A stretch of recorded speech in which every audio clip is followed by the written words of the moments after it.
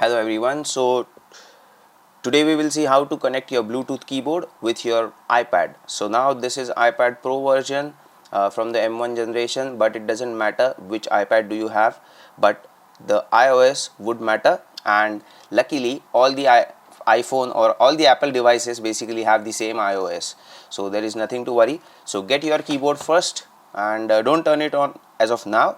First get your iPad, and here from the right top corner pull for the menu like this, and you should have a Bluetooth menu.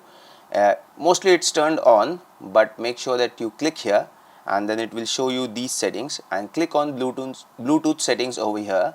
So this is one way to reach here, or you can pull down on the screen and search for the settings. Now I have searched for it, so I have that icon, so I'll click on that icon, and here you can then click.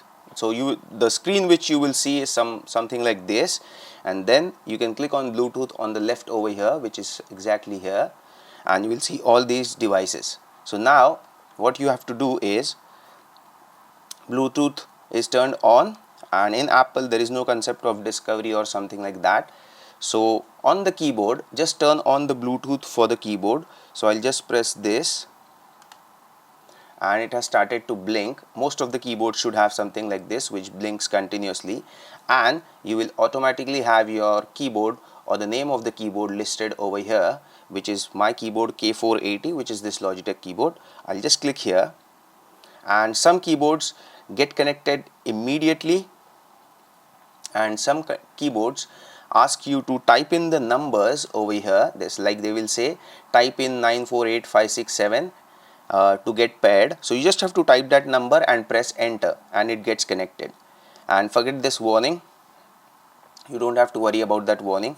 And now if you see, I should be able to use my keyboard by going to a browser and checking in something like this, and you can see it's getting typed.